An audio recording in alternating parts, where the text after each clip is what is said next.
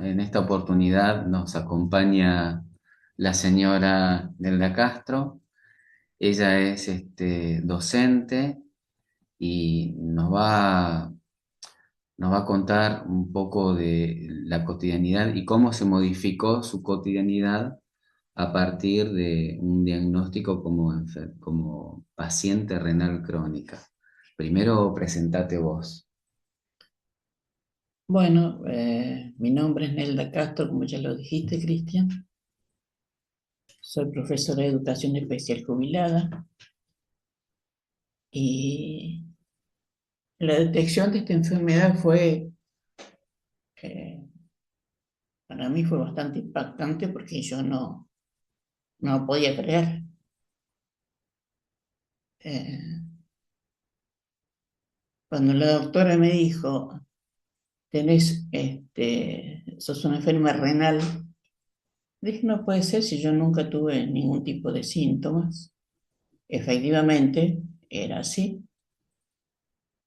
Y recuerdo que en ese momento la doctora me miró dudando de lo que yo decía.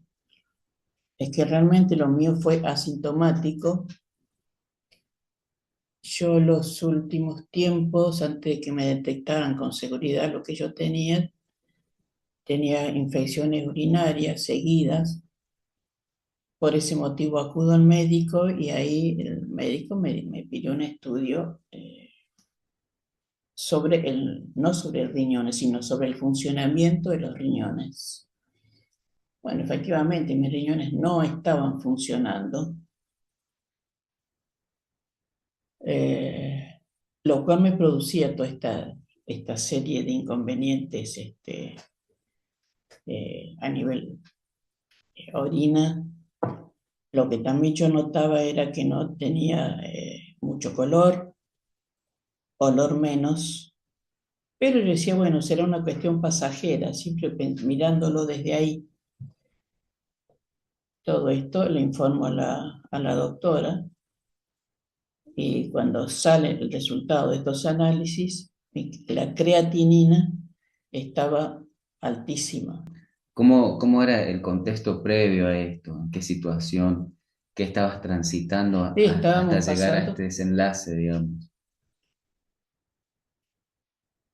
fue época de pandemia, por empezar, con los miedos propios de no contraer alguna enfermedad aparte de la que yo ya tenía. Pero como siempre me paré del punto de vista de salud, fui superando estas etapas. Cuando la doctora me dijo que tenía que internarme y de ahí paso a la unidad de terapia intensiva, hasta ahí no lo podía creer. No puede ser que me esté pasando a mí. Si yo me había considerado y me sigo considerando dentro de todo una persona sana. Y, Eh, bueno, vos, ¿cómo, en tu opinión, eh, sí, porque mencionás el contexto de pandemia, sí. qué lectura podrías hacer vos de lo que pasó con la cotidianidad en ese momento? Y la cotidianeidad se rompe. Porque una cosa es estar todos los días en la casa, hacer vida de jubilada, pensar en los viajes que quería hacer y todo eso no se pudo hacer. Tuve que iniciar el tratamiento, cuando voy superando la etapa de la unidad de terapia intensiva, que voy a sala y la doctora me dice, Nelda, empezás diálisis. Ahí yo decía, no puede ser, doctora, si yo, en fin, hay una resistencia, ¿no? A lo que realmente me estaba diciendo la doctora. Y la cotidianeidad cambió muchísimo. porque estoy 4 días completamente en casa y estoy 3 días, 4 horas en la diálisis. Y vos, digamos, decís que tu cotidianidad se rompe, o sea, se rompe un momento presente en el devenir de tu vida. Hay proyectos Claro, que vos considerás que se truncan porque, y bueno, ya sí, no, por objetivamente no se pueden supuesto, llevar adelante, así ¿no? es. Y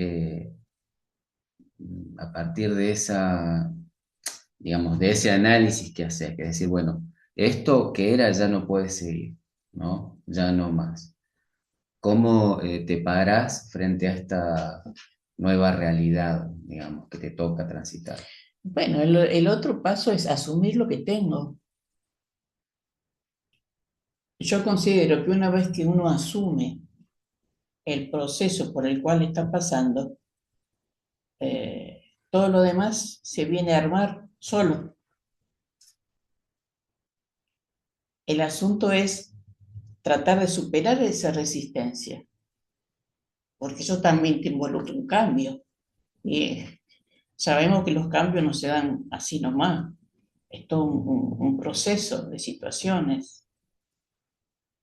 Ver a otros compañeros como uno, que estamos pasando por lo mismo, eh, bueno, ya es como que no te sentís tan solo, tan sola. Ah, bueno, hay otros. El asunto era que una cosa es el ver y otra cosa es el empezar a intervenir, mantener charlas, conversaciones con esas personas que están en la misma situación de uno, que en ese momento no se podía hacer porque estamos con los barbijos y estamos, que todavía está el día de hoy, la ubicación y cómo influye esto, uno detrás del otro y sin poder conversarnos. Por ahí había uno que más charlatán que el otro y se daba vuelta y buscaba la conversación. Pero todo era mirarnos, decirnos algo con los ojos de lo mismo que teníamos y hablar muy poco porque no es que no se nos permitiera hablar, sino porque a veces nos costaba inclusive escucharnos a nosotros mismos por los barbijos y por la situación en sí que ameritaba a estar así. Hasta que, bueno, después a medida que fuimos transitando todo este, Y digamos, proceso, en ese proceso que tenés que transitar de adaptación, ¿no? Eh, ¿Qué pensás vos qué hechos o qué personas, si querés mencionar, cómo fue ese proceso de adaptación tuya a esa realidad en esos primeros momentos?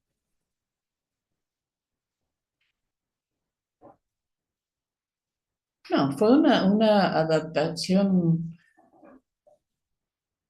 una buena adaptación, porque al margen de lo poco comunicativos, poca comunicación que podíamos tener entre los que somos pacientes, Ujú, también es bueno, y yo lo reconozco mucho, el, la situación contenedora, digamos, de todo el equipo, sobre todo los enfermeros. ujú.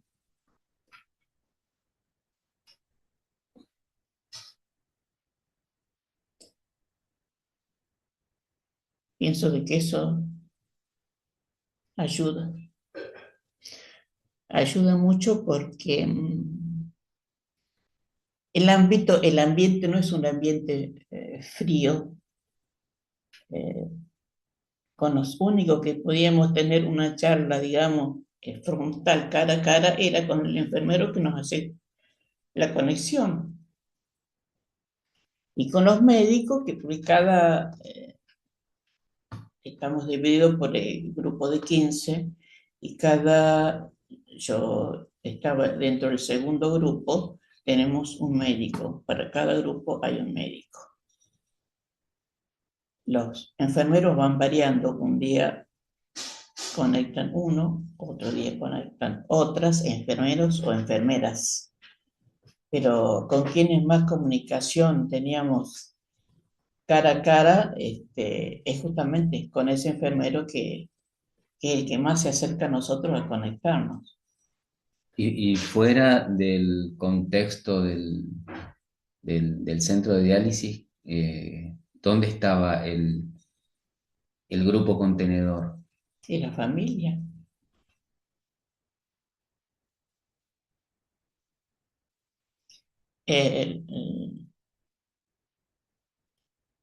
Por la charla que después que empecé a tener más con mis compañeros pacientes, no sé si será que hemos tenido, no sé, será el factor suerte, qué sé yo, familias que han sabido contenernos. Y eso es fundamental. La paciencia, la escucha, llegar y contar. Bueno, hoy pasó tal y tal cosa en diálisis, uno de mis compañeros tuvo problemas, por ahí suena cómico, eh, por ahí como yo lo tomo, lo cuento, el desparramo de sangre que puede saltar si te salta la vía o la aguja se corre. Pasas por situaciones también de que se infiltra la aguja, sobre todo en los primeros momentos que uno por ahí inconscientemente puede llegar a hacer un movimiento, porque estar ahí inmóvil 4 horas, y por ahí sin querer, o podés tener un acceso de tos, un estornudo fuerte, y es suficiente ya para que esas agujitas se salgan un poquito del lugar y de repente me veía el brazo sumamente hinchado, morado, pero bueno, son todas las situaciones pasajeras que uno con el tiempo y la experiencia lo va superando. Empezar a asumir de que no me puedo mover, tengo que permanecer quieta. Y bueno, todas estas cosas uno llega al ámbito de la familia, las comenta, las cuenta. Y, y bueno, eh, yo creo que el saber que el otro te está escuchando es más que suficiente, aunque por ahí tampoco puedan aportarte mucho, más de hacerte preguntas y estar ahí con los oídos preparados para la escucha. Claro, hay una parte del tránsito donde cada paciente crónico, digamos, lo transita en soledad, porque es la realidad objetiva que le toca vivir. Sí, Y ahora, por ejemplo, porque ya cuánto hace que estás en 5 años, 5 años. van a ser 6 ya. Eh, Contanos un poquito cómo fue el proceso, porque a vos te habían ofrecido estar en lista de espera para trasplantes. ¿Querés Sí, contar un poco cómo fue eso? ¿Cuál fue no, tu decisión? simplemente ¿Por qué fue tu decisión? no, fue algo simple, que es lo que hace la doctora Sonia, es decirte, bueno, mira, está en condiciones. La doctora Sonia es como la jefa Sí, de, sí, médica del del lugar. lugar, sí. Ujú. Decirte entusiasmada, ya estás preparado, ya, si estás dispuesta, conversarlo con tu familia y ver ahí qué es lo que pueden decidir entre todos. Conversé con mi familia, pero yo no me sentí dispuesta todavía para un trasplante. Me dijo, es más, la doctora me dice, Nelda, dice, tómate el tiempo. Le dije que todavía no estaba preparada. Bueno, me dice, la posibilidad está siempre abierta, así que en cuanto consideres que puedes estar preparada, eh, nos avisa acá y me dieron un papel con todas las condiciones y la apertura, como que cuando yo decida hacerlo, informe. Y ahí quedó todo, no se habló más del tema. ¿Vos por qué no estabas preparada? ¿O por qué Yo no me decidiste, consideré todavía, todavía no has abandonado la idea, digamos? no, yo diría que, no sé si decir por la edad que tengo el miedo propio de una cirugía, porque por más que digan que es una cirugía, eh, no es sencilla, es una cirugía. Yo no me considero una persona, todavía, entre comillas, vieja, pero sí me considero una persona que tengo edad como que no tendría edad para el trasplante. Por eso yo en ese momento consideré que no estaba preparada psíquicamente. Yo opino que también eso requiere su preparación. Yo ya estaba asistiendo a hacer terapia psicológica en ese momento. Simplemente fue esa la respuesta. En Y ese esa, momento lo pensé así y todavía lo sigo pensando así. y la contención psicológica, digamos, ¿era del mismo lugar o No, era paralela? la contención psicológica, si bien existe un psicólogo, porque hay un equipo interdisciplinario, pero de un primer momento el psicólogo dice que ahí no hacen tratamiento psicológico. Para eso yo necesitaba ir a hacer un tratamiento aparte, que fue lo que hice. Y vos ahora, ¿cómo, cómo te manejas? ¿Cómo te paras teniendo en cuenta esta realidad? ¿Cómo encarás la vida? No, yo, ¿Cómo es tu cotidianidad mi ahora, cotidianidad es digamos? todos los días asumir, como me dijo uno de los enfermeros, mira, vos trabajabas de lunes a viernes, sí, le digo, docente. Bueno, hacete la idea que acabas de trabajar 3 días. A mí me toca lunes, miércoles y viernes. Y es un trabajo, ¿cuántas horas trabajabas? 4, en realidad 4 horas, por ahí trabajas más siempre.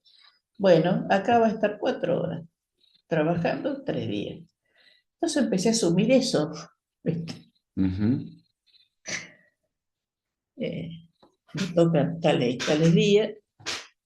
El día que no voy, avisas si existe la posibilidad que haya otro lugarcito para ir al otro día o en el otro horario, que son 3 horarios, horario de la mañana bien temprano, el horario intermedio que es el mío de las 11 y el de las 4 de la tarde, te pasan al otro turno, o sea, no perder. Ha habido días en que trato de buscar, de no ir aquellos días, por ejemplo, donde que no me toque un fin de semana, porque se te hace más largo.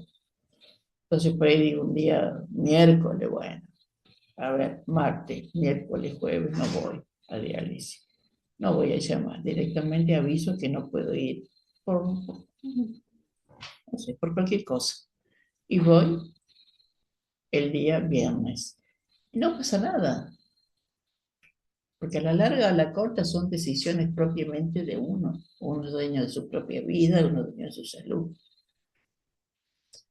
Y mi caballito de batalla es planificar la esperanza. ¿Y eso cómo lo haces? Bueno, justamente Además de asumir que pararme te desde el lo... concepto de salud, Ujú. no desde asumir, no, porque como yo estoy enfermo, porque como yo esto no lo puedo hacer, porque soy una discapacitada renal crónica, entonces tal cosa, no. Yo mi vida de estar en casa lo hago, por ahí reconozco que tengo que moverme más, eso sí, pero lo hago como habitualmente, lo he hecho todos los días. Varían los 3 días que me tengo que ir a diálisis. Llega el fin de semana, bueno, el fin de semana en familia compartimos sábado, domingo, hasta que aparece el lunes, día en que yo me tengo que presentar a trabajar nuevamente. Trabajar entre comillas nuevamente. pero es así.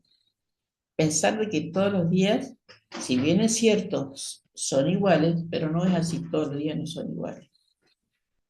Y por ahí también pensar de que voy a trabajar, pueden emerger otro tipo de situaciones, porque nadie está libre. Y bueno, y tener la capacidad y la confianza de con ese grupo, esos enfermeros, esos médicos, van a aportar la ayuda necesaria, científica, para que uno lo pueda ir superando. Yo pienso así, yo pienso que esa es una forma de planificar la esperanza. Y pensando a nivel grupo de pacientes, ¿no? Es lo que extrañé, porque eh, me impacta, ahora ya me, como que me acostumbré. El impacto fue cuando yo entro a la sala donde estamos todos, sala de espera, y después pasamos a una tres salas, donde es un pasillo y estamos uno sentado atrás del otro. Después pasamos al cambiador, ahí nos descalzamos, nosotros pasamos con medias adentro.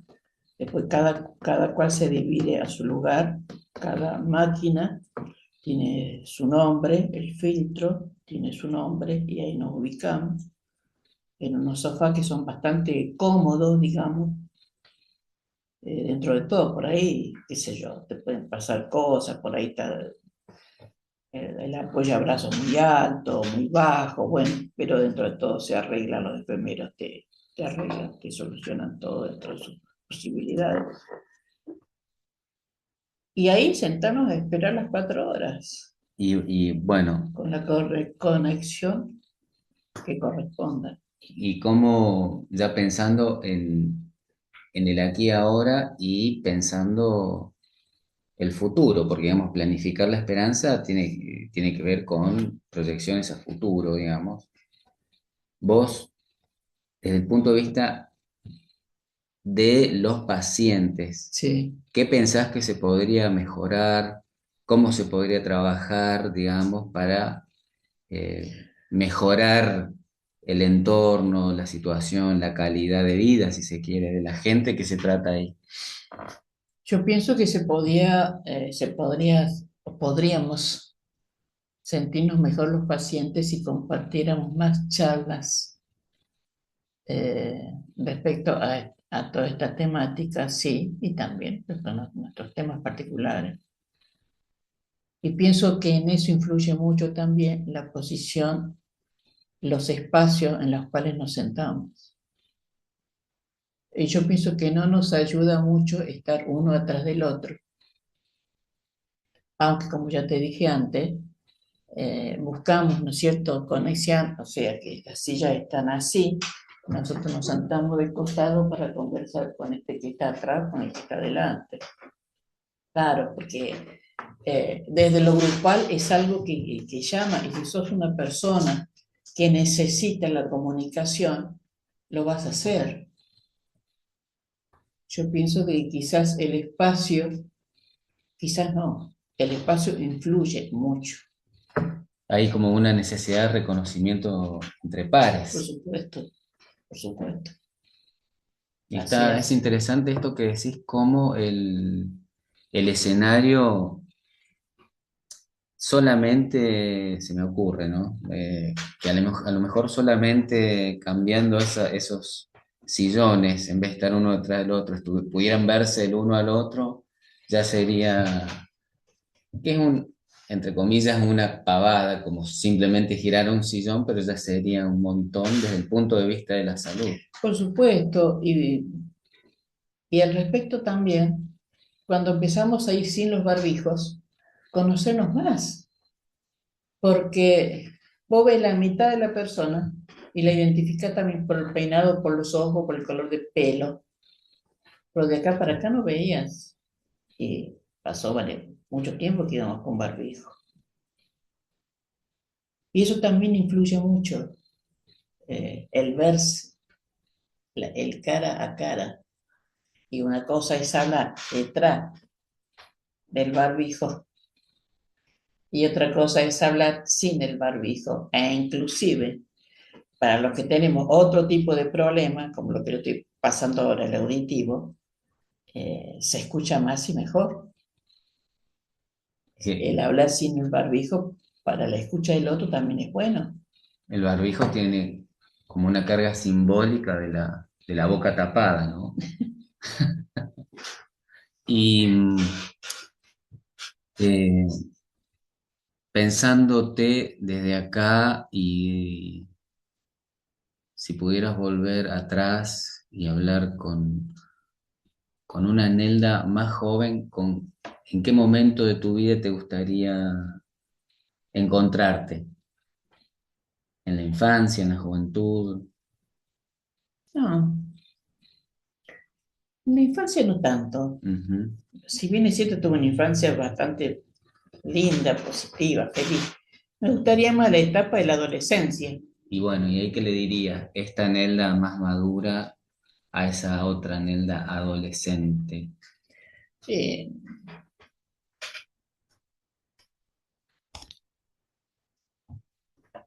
y decirle que sí, que siga así como ha estado siempre como adolescente, que disfrute más la vida,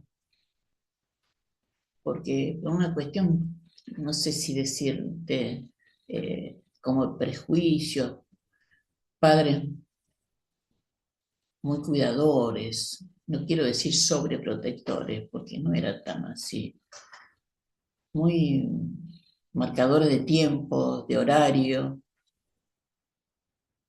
y uno ser tan obediente que si el papá te decía, vos tenés que estar acá a las 12 de la noche y vos te das cuenta que en la plaza recién la gente empezaba a transitar esa hora, todo el mundo chocho y feliz, volver a la casa y hacerlo porque si no el papá te daba unos buenos chirlos o te privaban al otro día de un montón de cosas. Tendría que haber sido un yo un poco más rompedora de todos esos esquemas, Más, pienso. más, Ah, más rebelde, digamos, básicamente.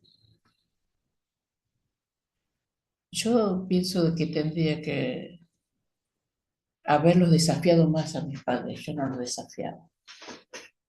Yo era muy obediente en todas esas cosas del hogar, de la familia, de,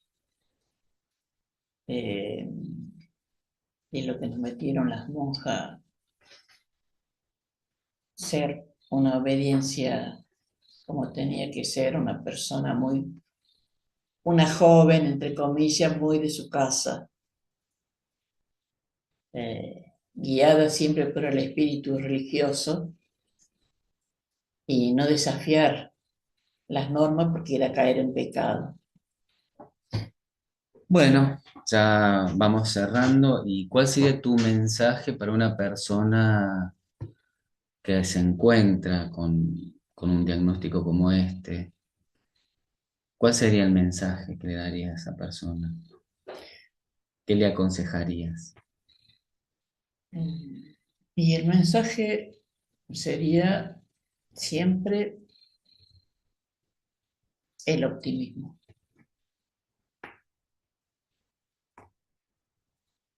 Por más que a veces se te junten otras situaciones más, pero priorizar el problema que tenés o por el problema por el cual estás transitando, pero siempre parándote de la salud.